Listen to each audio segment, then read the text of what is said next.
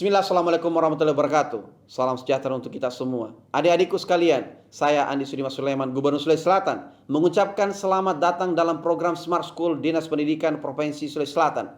Hari ini adik-adik sekalian akan mengikuti pembelajaran hybrid dalam program Smart School. Aplikasi Smart School adalah sebuah pendekatan dengan tetap mengedepankan sebuah pendidikan dengan digital approaching untuk kemudian mengedepankan kualitas dan mutu pendidikan yang diterima siswa secara seragam di seluruh wilayah Sulawesi Selatan termasuk di pelosok-pelosok. Program ini bukan hanya memberikan kepada adik-adik sekalian pengalaman belajar yang baru, namun juga memberikan fasilitas kebutuhan dengan fitur bermanfaat seperti rekaman video pembelajaran yang dapat diulang, trik-trik penyelesaian soal, ujian-ujian serta sarana konsultasi pembelajaran dari guru-guru terbaik di Sulawesi Selatan. Sering-sering mengakses aplikasi Smart School melalui gawai yang adik-adik sekalian miliki di setiap kesempatan yang dimiliki. Untuk seluruh adik-adikku sekalian yang saya cintai, saya banggakan, selamat belajar dan semoga ilmu yang didapatkan bermanfaat untuk menambah pengetahuan pendidikan adik-adik sekalian. Salam kita pada salam. Assalamualaikum warahmatullahi wabarakatuh. Salam sejahtera untuk kita semua.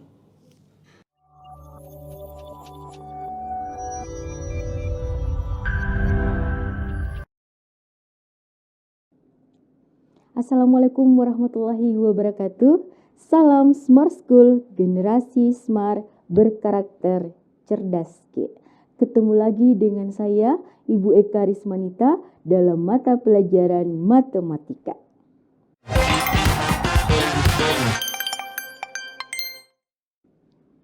Apa kabar anak-anakku sekalian yang berada di seantero Sulawesi Selatan? Salam hormat saya untuk Bapak Ibu Guru pendamping yang ada di seluruh sekolah Sulawesi Selatan.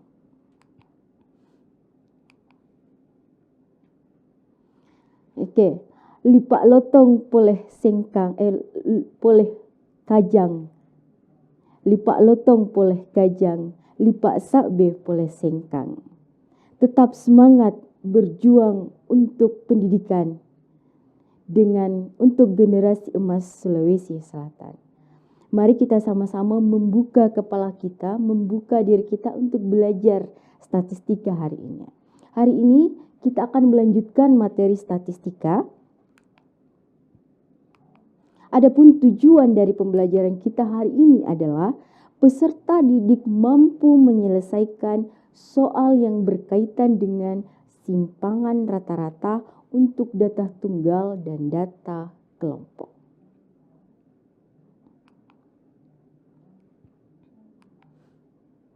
Dalam statistika, Ibu bagi menjadi 3 bahagian. Ada ukuran pemusatan data, ada ukuran letak data, dan yang terakhir ini adalah ukuran penyebaran data. Ukuran penyebaran data ini dibagi menjadi 3 bahagian. Yang pertama, jangkauan antar kuartil, jangkauan simpangan antar kuartil. Yang kedua adalah simpangan rata-rata. Yang ketiga adalah ragam dan simpangan baku. Kali ini kita berfokus pada simpangan rata-rata. Apa itu simpangan rata-rata? Yang lalu kita sudah bahas mengenai simpangan rata-rata. Kali ini kita akan memperdalam lagi dengan soal-soal mengenai simpangan rata-rata. Saya mengulang sedikit mengenai materi simpangan rata-rata. Ukuran penyebaran data ini merupakan suatu ukuran yang menyatakan seberapa besar nilai-nilai data berbeda atau bervariasi dengan nilai ukuran pusatnya. Misalnya seberapa besar penyimpanannya dengan rata-rata, modus atau median atau nilai pusatnya. Kemudian simpangan rata-rata biasa disebut dengan means deviation atau dengan kata lain nilai rata-rata dari harga mutlak. Ingat ya, harga mutlak simpangan-simpangannya. Jadi jumlahnya atau rata-ratanya dari harga mutlak simpangan-simpangannya. Nih, jadi simpangan rata-rata atau ukuran penyebaran data ini adalah yang nanti akan memperjelas apakah ukuran pemusatan data itu bisa dipercaya atau tidak. Dengan adanya ukuran penyebaran data ini, data itu tersebar di mana sehingga bisa memperkuat hasil dari ukuran pemusatan data tersebut. Jadi ini adalah data pelengkap, tapi tanpa ini ukuran pemusatan data itu biasanya tidak bisa dipercaya atau tidak valid. Jadi ukuran penyebaran data ini adalah meyakinkan kita bahwa yang telah kita lakukan atau penelitian yang kita lakukan itu adalah benar adanya. Ibu ingatkan kembali rumus dari simpangan rata-rata untuk data tunggal itu adalah yang pertama, simpangan rata-rata itu sendiri adalah harga mutlak. Ini ya, harga mutlak dari XI atau data dikurangi dengan rata-ratanya. Ingat, rata-rata, bagaimana mencari rata-rata? Kemudian dijumlahkan harga mutlak X2-nya atau data kedua ditambahkan dengan data ketiga, selisih antara data dengan rata-ratanya sampai dengan semua data dibagi dengan banyaknya data. Itulah rumus data tunggal. Nah, ini atau kata lain, sigma dari I sampai dengan N itu harga mutlak dari XI atau data dikurangi dengan rata-ratanya dibagi dengan banyaknya data. Ini keterangannya. XR itu adalah simpangan rata-rata, XI itu adalah nilai data ke I, X bar ini adalah X bar adalah nilai rata-rata, kemudian N itu banyaknya data, sedangkan I itu adalah data ke 1, 2 sampai dengan ke N. Nah, selain data tunggal, ada juga data berkelompok. Bagaimana rumusnya data berkelompok? Nah, data berkelompok sebenarnya hampir sama. Cuma di sini ada frekuensi. Ini dikalikan dengan frekuensi. Ini ya, frekuensi dikali dengan XI, itu XI adalah nilai tengah dari setiap data di kelas tersebut dikurangi dengan rata-rata hitungnya, atau dengan kata lain sigma dari frekuensi dikali dengan harga mutlak XI atau nilai tengah dikurangi rata-rata dibagi dengan jumlah dari frekuensi data berkelompok tersebut.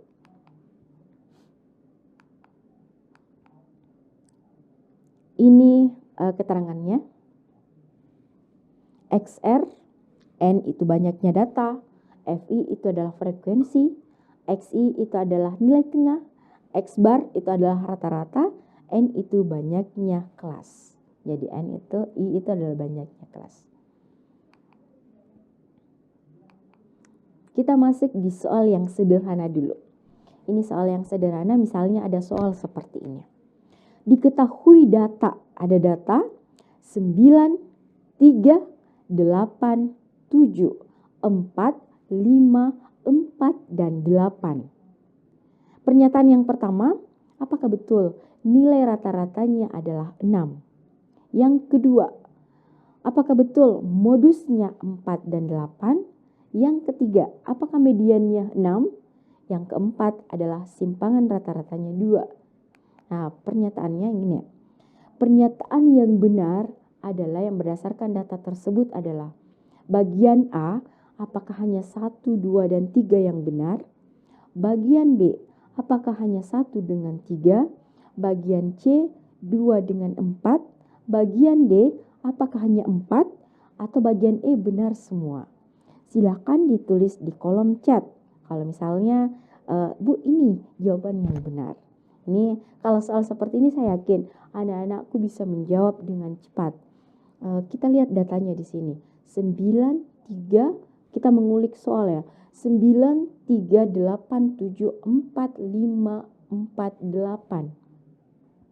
Kita ingin melihat rata-ratanya. Kemudian modusnya. Kalau modus bisa cepat dilihat.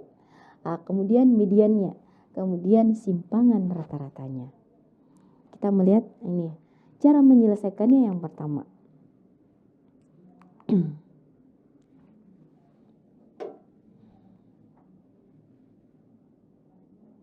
Oke. Yang pertama ada data. Ini datanya. 9, 3, 8, 7, 4, 5, 4, dan 8.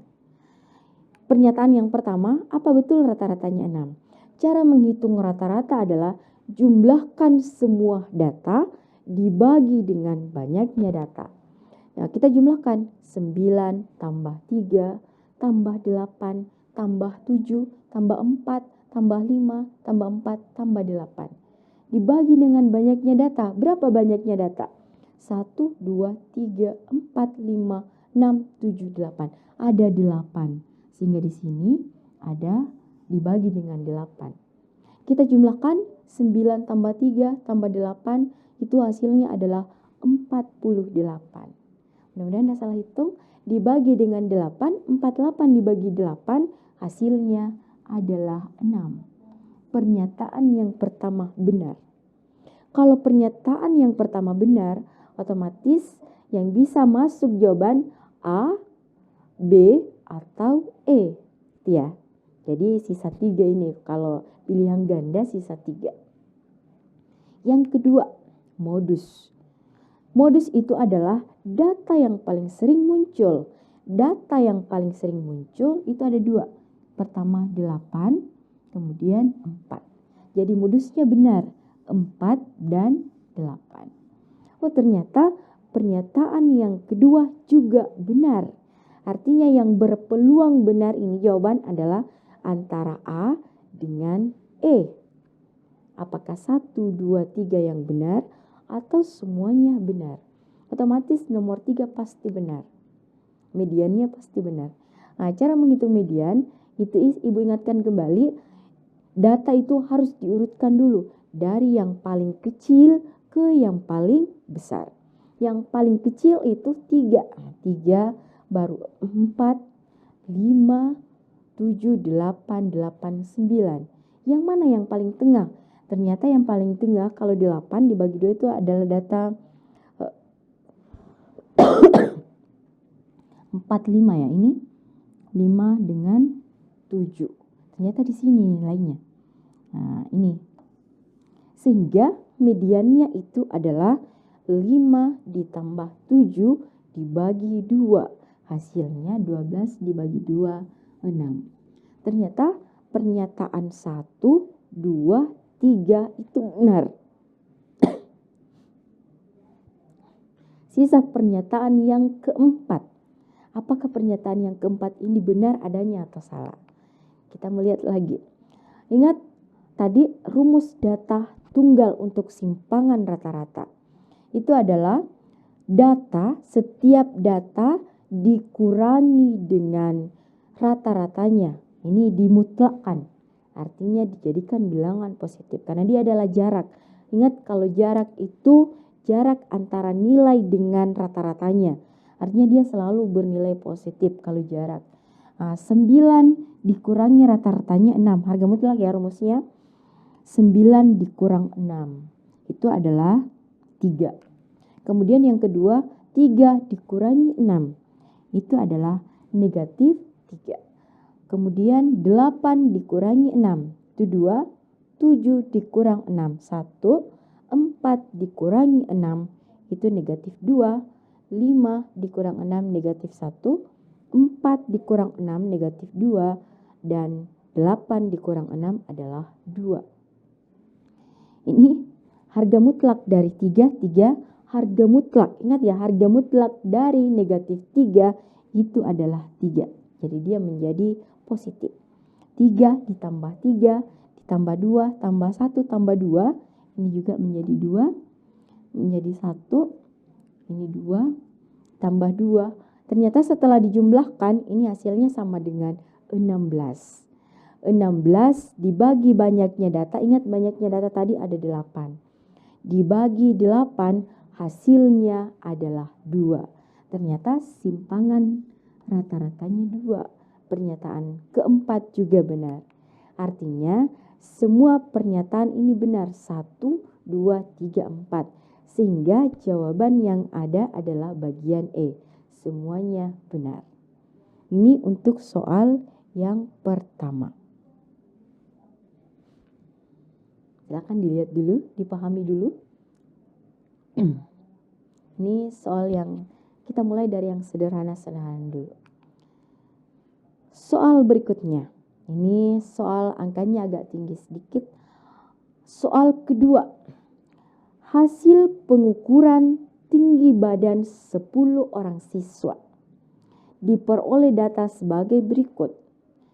Ini datanya 170, ini kemudian 160, 164, 168, 157, 167, 166, 163, 161, 164. Ada 10 data. Pertanyaannya, tentukanlah simpangan rata-rata data tersebut. Nah, ternyata ini masih data tunggal. Ingat kalau data tunggal tadi ya, yang pertama yang mesti cari adalah rata-ratanya dulu. Saya yakin anak-anakku bisa menjawab dengan contoh yang tadi. Penyelesaiannya. Nih, yang pertama kita melihat ada 10 data. 1, 2, 3, 4, 5, 6, 7.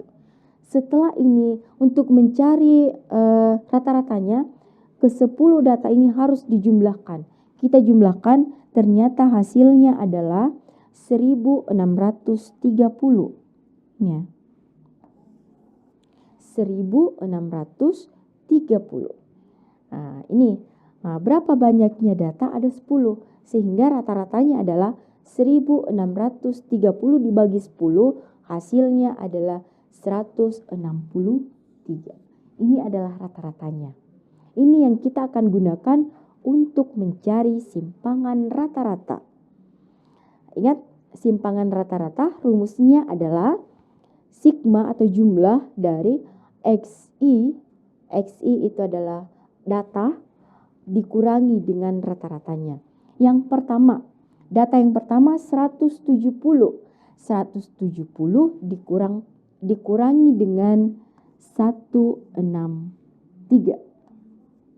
Ternyata hasilnya adalah 7. Nah, kemudian 160 dikurangi 163. 163 ini adalah rata-ratanya. Ternyata hasilnya adalah negatif 3. 164 dikurang 163, 1. 158, 158 dikurangi 163 adalah negatif 5. 157 dikurang 163 adalah negatif 6. Dan seterusnya. Untuk menguji apakah data tersebut benar adanya, nah bisa kita gunakan, kita jumlahkan ini, kalau hasilnya adalah 0, hitungan tak itu adalah benar. Jadi jumlah datanya ini kalau kita jumlahkan sebelum di harga mutlakan itu, hasilnya adalah 0. Ini kalau dijumlahkan itu jumlahnya adalah 0. Nah, untuk mendapatkan simpangan rata-rata, ini data ini harus di harga mutlakan.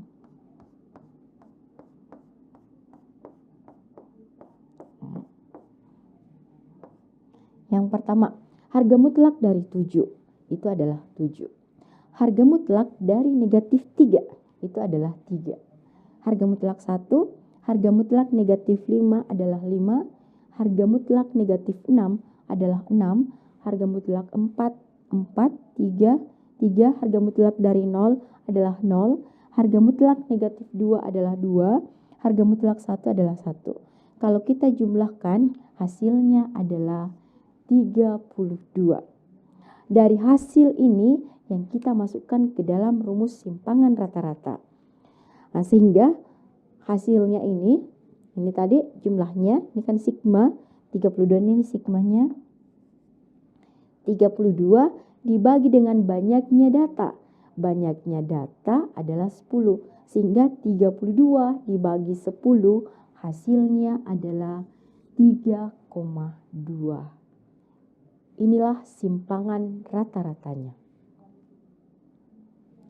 Ini untuk soal kedua. Kita lanjut di soal berikutnya.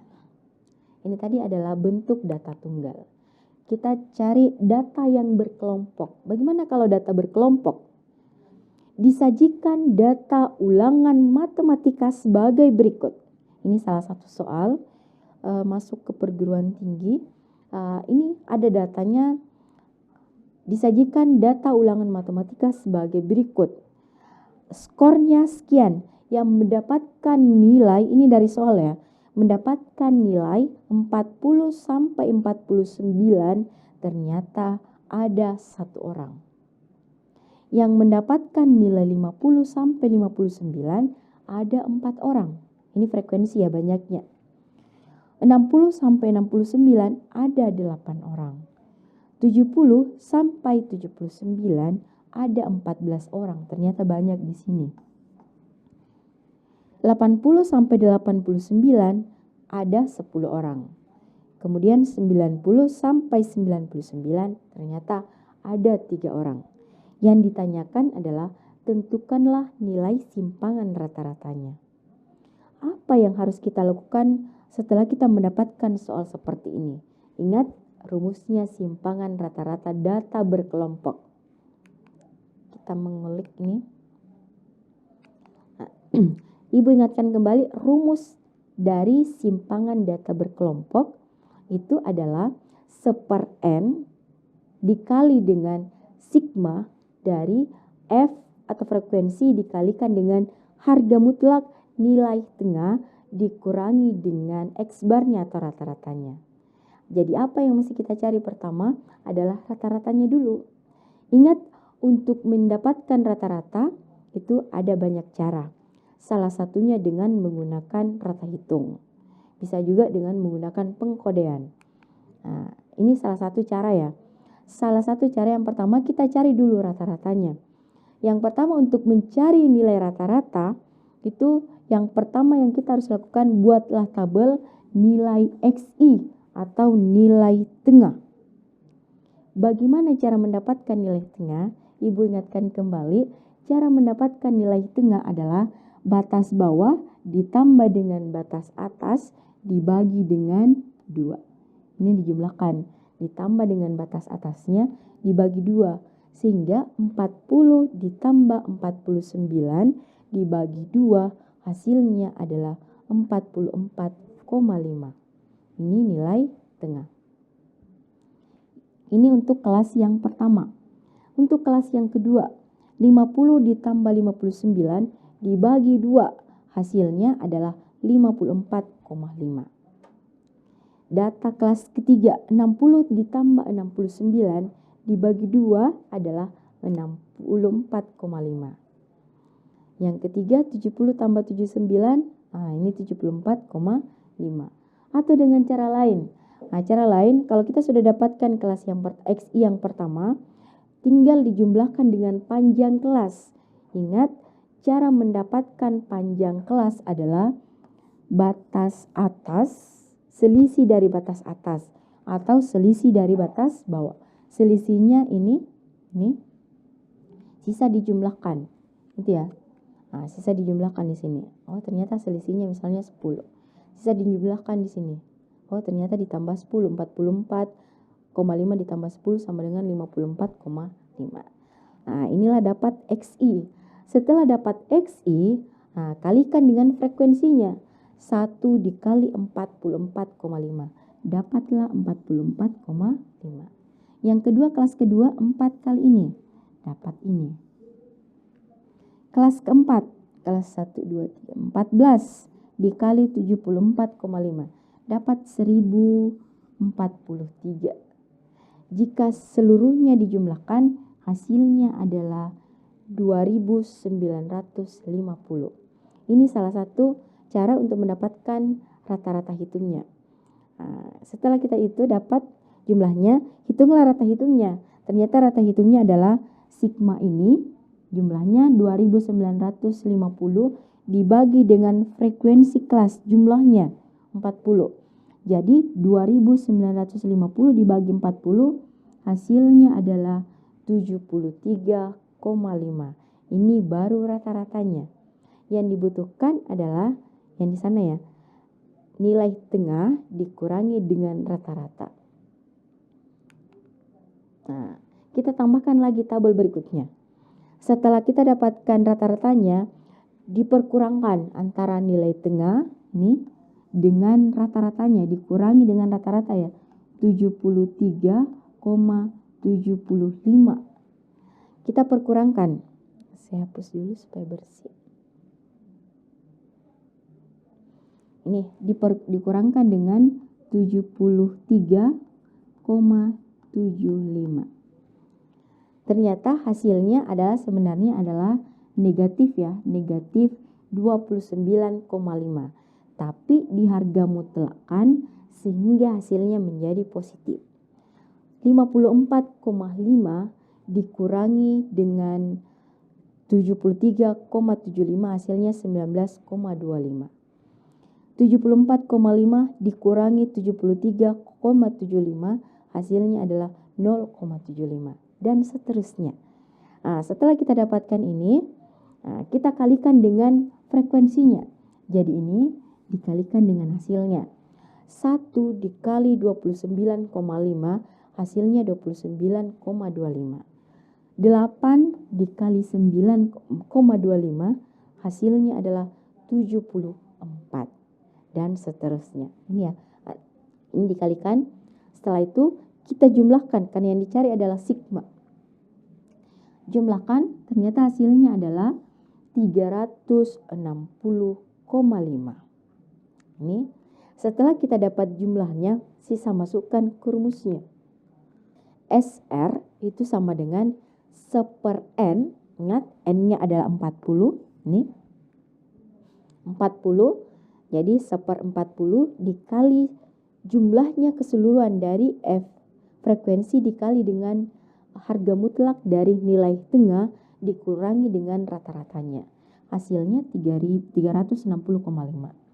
1 dikali 360,5 dibagi 40, ternyata hasilnya adalah 9,01.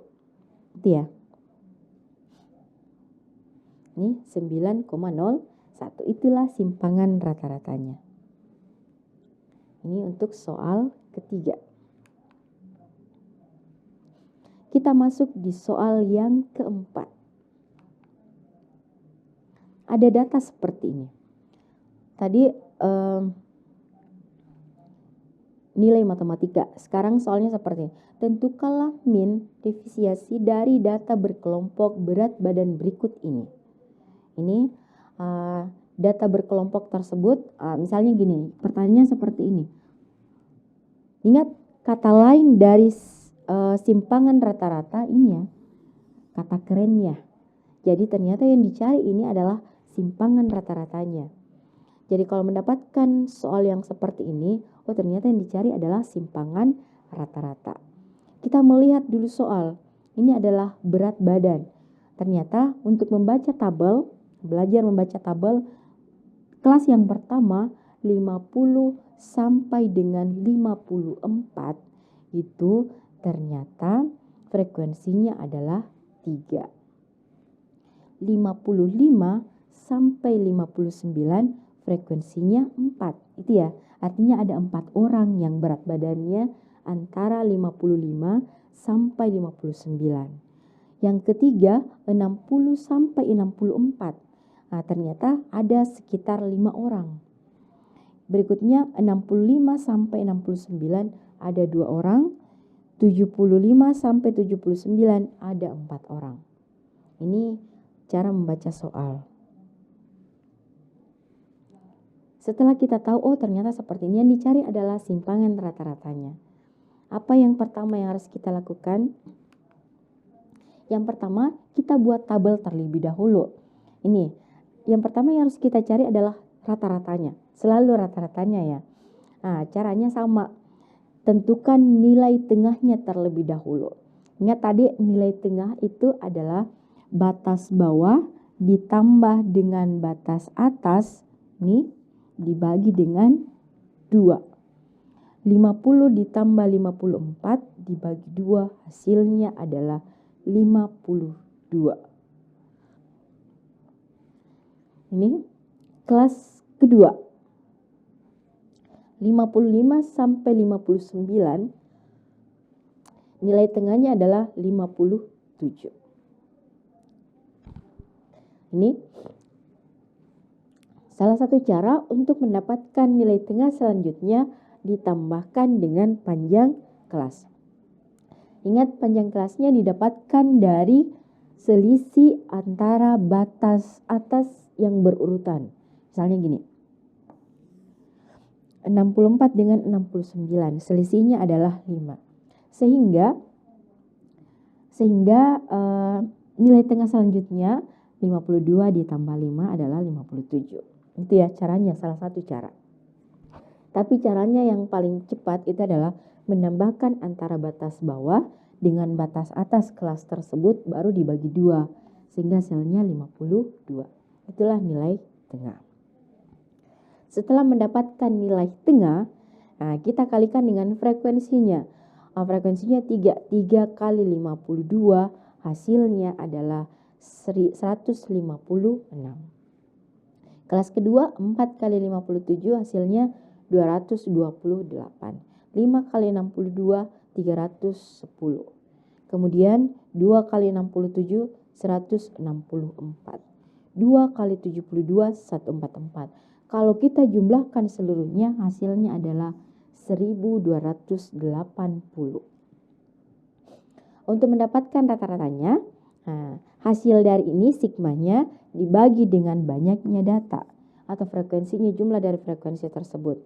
Kita jumlahkan ini, jumlahnya adalah 20, sehingga rata-ratanya 1280 dibagi 20 hasilnya adalah 64. Jadi ini adalah rata-rata hitungnya 64. Setelah mendapatkan rata-rata hitung, barulah kita mencari simpangan rata-ratanya. Kira-kira data-data ini menyimpang sampai berapa jauh. Kemudian kita lanjut. Setelah kita mendapatkan tadi rata-ratanya adalah 64. Ingat XI-nya tadi ini.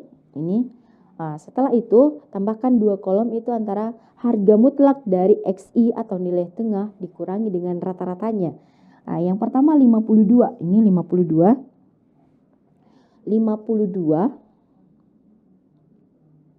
ini 52 dikurangi 60 berapa, 64 ya.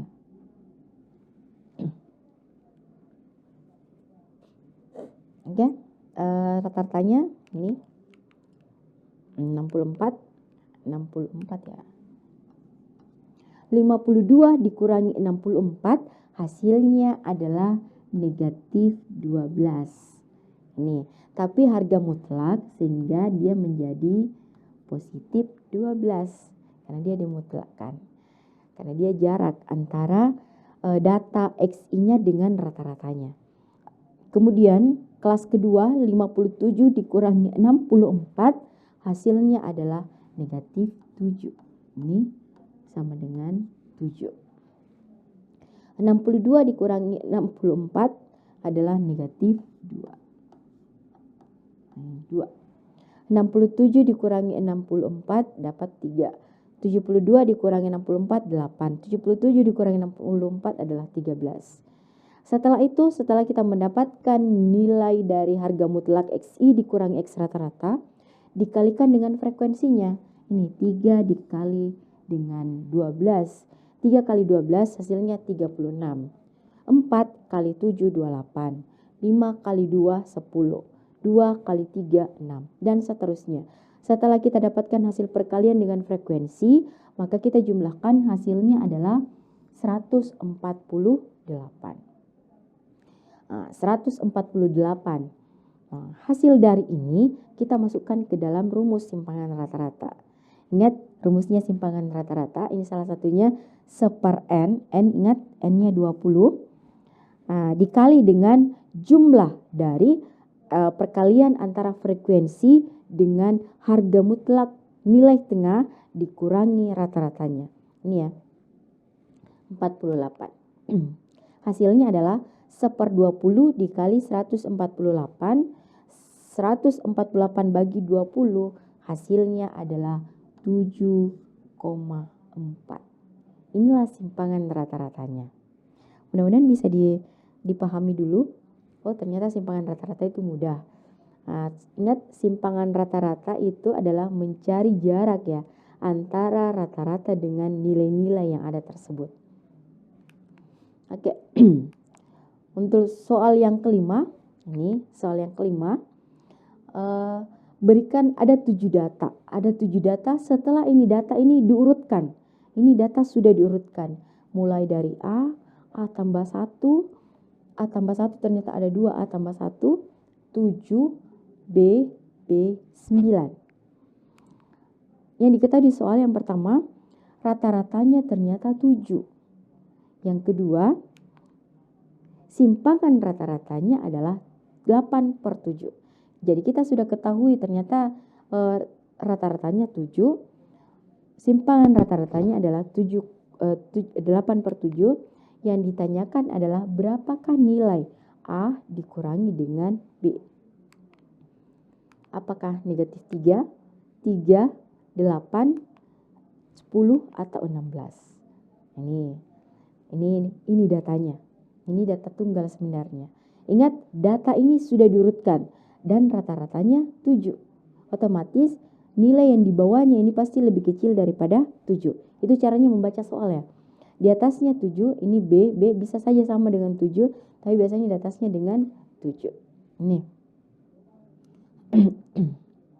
Kita lihat.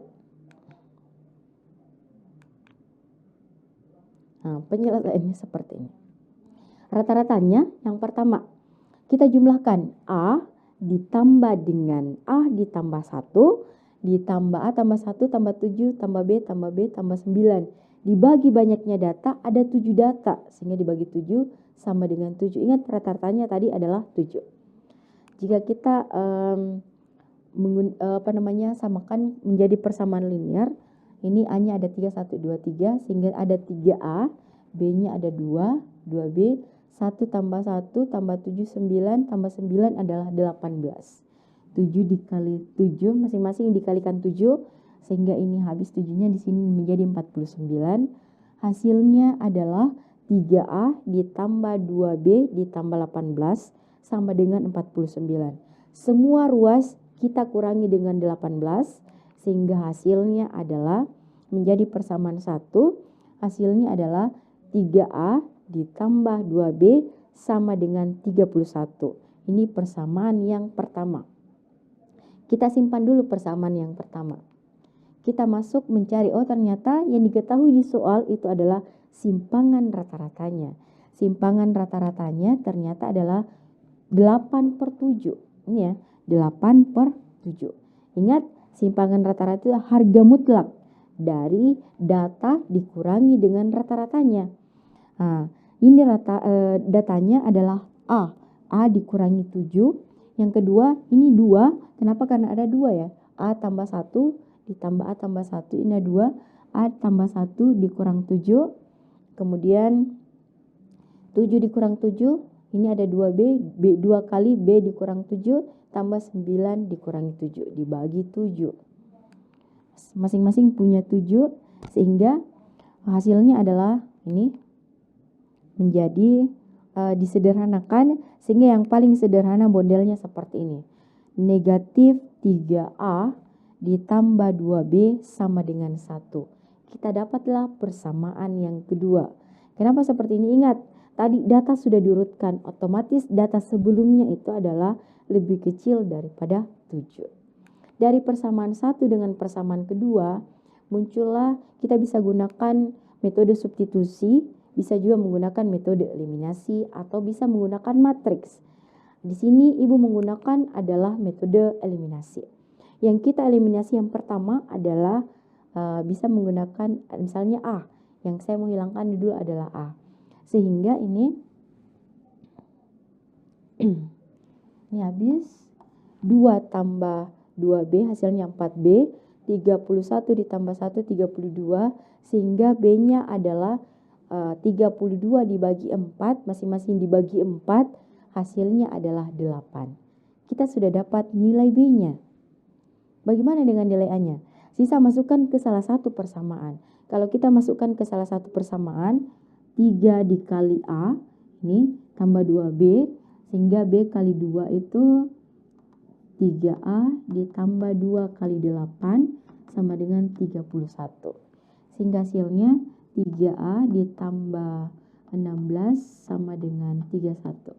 Disederhanakan sehingga hasilnya itu sama dengan ini masing-masing dibagi, dapatlah 15. A-nya itu sama dengan 15 dibagi 3, Hasilnya sama dengan 5. Nih.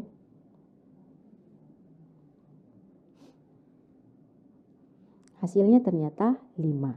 Ini ya. A-nya 5. Kita sudah dapat A-nya 5, B-nya 8. Ya di sini bisa 5, di sini 6, 7, 8, 8. Kita sudah dapat datanya. Apa yang ditanyakan? Ternyata yang ditanyakan adalah A dikurangi B. Ternyata A dikurangi B, 5 dikurangi 8, itu hasilnya adalah negatif 3. Sehingga jawabannya adalah A. Itu ya. Jadi untuk menjawab soal yang seperti ini, kita teliti dulu. Oh, ternyata yang ini yang dibutuhkan untuk menjawab soal seperti ini. Oke, kita masuk di kesimpulan. Adapun kesimpulan dari pembelajaran kita hari ini adalah ukuran penyebaran data adalah berfungsi untuk melihat seberapa besar penyimpangan data statistik yang diperoleh, misalnya gini, yang didapatkan serta dapat pada daerah mana saja data tersebut menyebar dari data pusat. Jadi ini ukuran penyebaran data ini sangat berfungsi untuk meyakinkan kita bahwa untuk mencari sebuah kesimpulan dari nilai pusat tersebut bahwa benar adanya atau sahih adanya. Salah satu caranya dengan menggunakan simpangan rata-rata. Pertemuan berikutnya nanti akan dibahas mengenai simpangan baku. Bagaimana tingkat kepercayaannya dari ukuran pemusatan data tersebut. Kita mengambil sebuah kesimpulan dari sebuah nilai pusat tersebut. Hasil penelitian ya. Hasil penelitian itu harus punya, oh ternyata sampai di sini penyimpanannya. Ada penyimpangan data tersebut. Itu ukuran penyebaran data. Kemudian simpangan rata-rata ini adalah rata-rata atau jarak antara nilai-nilai yang ada pada data tersebut dengan nilai rata-rata menuju rata-ratanya. Jadi ada penyimpanan. Inilah yang diteliti oleh seorang peneliti sehingga dia bisa meyakinkan masyarakat bahwa hasil penelitiannya ini adalah valid. Ini salah satu ya, dengan menggunakan simpangan rata-rata. Rumusnya bisa menggunakan data-data tunggal atau data berkelompok. Kemudian ini kata-kata ya saya untuk menutup pembelajaran kita hari ini. Tak ada rahasia untuk mencapai sukses. Sukses itu dapat terjadi karena persiapan, kerja keras, dan mau belajar. Belajar dan belajar. Selamat melanjutkan langkahmu selanjutnya. Selamat berjumpa kembali di tangga kesuksesan berikutnya. Dalam senyum yang lebih indah. Saya akhiri dengan ucapan wabillahi taufik wal hidayah. Wassalamualaikum warahmatullahi wabarakatuh. Salam Smart School, generasi smart berkarakter cerdas.